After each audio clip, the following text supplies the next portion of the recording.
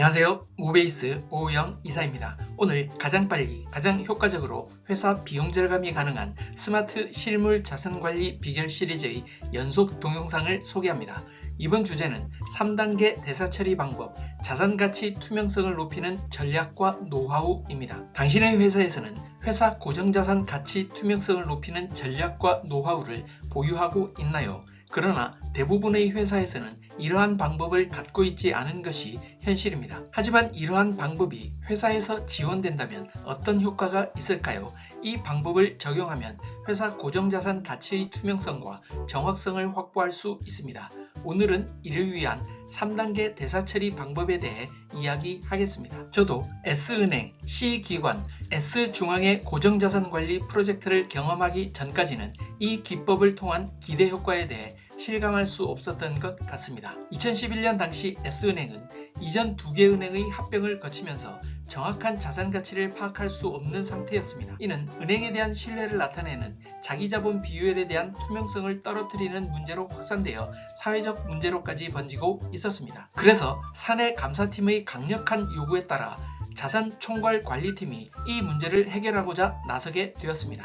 마침내 RFID 기반 자산 실물관리 시스템을 구축하여 실물자산 현황과 전산 원장 간 일치화를 이루기로 결정하였습니다. 이 프로젝트는 성공적으로 완수되었고, 이는 RFID 기반 자산 실물관리 시스템을 통해 실물자산과 전산 원장 간의 정합성을 이룬 국내 대형은행 최초의 사례가 되었습니다. 하지만 이렇게 정비된 실물자산 전산 원장에도 당해년도에 정비할 수 없는 자산이 존재합니다. 이는 부족분 자산으로 전산 원장에는 있지만 실물로는 존재하지 않는 자산입니다. 특히 가용 중이면서 감가상각이 진행 중인 자산의 경우 폐기 처리하거나 부회 자산으로 전환할 수 없게 됩니다. 또한 전산 원장과 회계 원장 간 대사 중에도 동일한 이슈가 발생할 수 있습니다. 즉, 회계 원장에는 있는데 재물조사 실사와 대사 처리가 완료된 전산 원장에는 없는 자산이 존재할 수 있습니다. 이 경우에도 전산 원장의 부족분 자산으로 분류하여 일정 연도를 두고 관리해야 합니다. 이러한 부족분 자산에 대해 S은행은 5년 주기로 지점 환경 개선 공사가 이루어지는 점에 착안하여 이 기간 동안 단계적으로 정비해가는 전략을 세우게 됩니다. 그럼 지금부터는 이러한 실물자산, 전산 원장, 회계 원장 일원화의 성공 사례를 통해 획득한 3단계 재물조사 대사처리 기법에 대해 정리하여 말씀드리도록 하겠습니다. 1단계는 실물자산과 전산 원장 간 대사처리입니다. 재물조사 실사가 완료되면 부서별 과부족분 자산이 수량으로 표기되어 보고됩니다. 이 중 부서의 초과품은 부족품으로 실사된 부서로부터 수관을 받거나 전산 원장상 소속 부서로 이관 처리합니다. 그리고 부족품에 대해서는 초과품으로 실사된 부서로 이관 처리하거나 수관을 받습니다. 그런데 이러한 이수관 처리 후에도 남는 과부족이 있을 수 있습니다. 이때 남는 부족품은 전산 원장상에는 있지만 실물 자산이 없는 자산이며 불용 처리 대상 자산입니다. 하지만 가용 중이고 감가상각이 진행 중인 자산은 불용 처리를 할 수 없습니다. 이는 당해년도 대사 처리할 수 없는 자산이므로 전산 원장에 별도로 표기하여 일정 소요 기간을 두고 관리하며 단계적으로 처리하여야 합니다. 2단계는 전산 원장과 회계 원장 간 대사 처리입니다.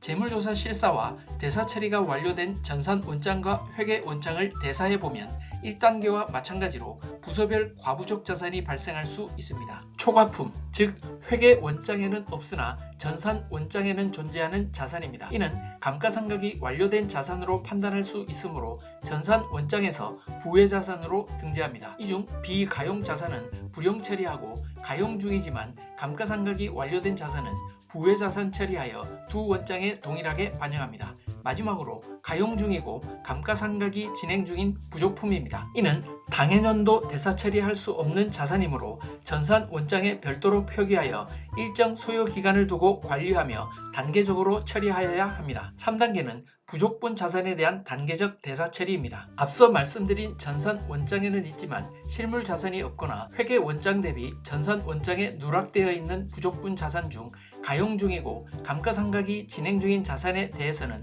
일정 소요 기간을 두고 단계적으로 처리하여야 합니다. 이는 회사의 상황에 맞는 처리 방안이 도출되어야 하지만 기본적인 전략은 다음의 두 가지입니다. 첫 번째는 전사적 리스타트 전략입니다. 이는 당해년도부터 일정 기간까지 실물 자산 현황과 전산 원장 일치화 관리 전략을 최고 경영층에 보고하여 승인을 득한 후 당해년도 재물조사를 계기로 그간의 자산관리 관행에서 벗어나 새롭게 자산 실물관리를 시작하여 단계적으로 정비해 가면서 목표한 기간 내 실물자산 전산 원장 정비를 완료하는 전략입니다. 두 번째 전략은 자산총괄관리 부서 주관 단계적 정비 전략입니다. 이는 말씀드린 첫 번째 전략을 수행할 여건이 갖춰지지 않은 경우 자산총괄관리부서의 책임하에 자체적으로 정한 기간에 단계적으로 정비해가는 전략입니다.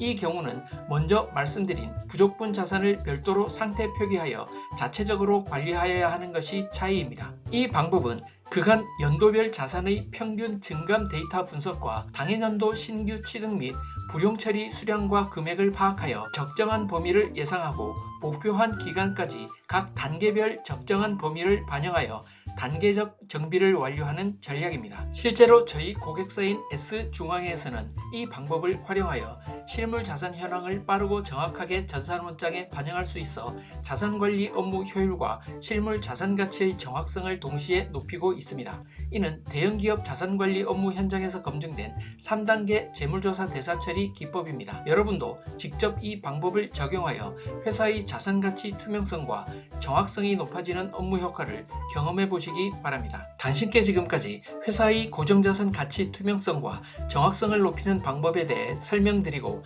이를 업무에 적용 시 가져올 수 있는 3가지 효과에 대해 말씀드렸습니다. 이는 국민은행, 신한은행 등 대형은행 자산관리 현장에서 검증된 방법으로 자산관리 업무 혁신을 위한 필수 검토사항입니다. 실물 자산관리 업무 개선으로 투자 대비 업무 처리 비용을 절감하는 데 도움되시길 바랍니다. 또한 스마트 실물 자산관리 시스템 도입을 검토하고 있으시다면 아래 설명문에 있는 사업계획서 작성용 인공지능 프롬프트 신청하기 버튼을 클릭하여 간단히 작성해 주세요. 신청하신 분께는 사업계획서 작성 시간과 비용을 절감해주는 인공지능 프롬프트 매뉴얼 동영상을 12회에 걸쳐 연속해서 무료로 제공해 드리오니 실물 자산관리 업무 효율성을 높이시는데 많은 도움이 될 것입니다. 다음 동영상에서는 전략적 재물조사 수행 방법에 대해 연속해서 안내해 드리겠습니다. 다음 동영상도 꼭 확인해 주시기 바랍니다. 끝까지 시청해 주셔서 감사합니다.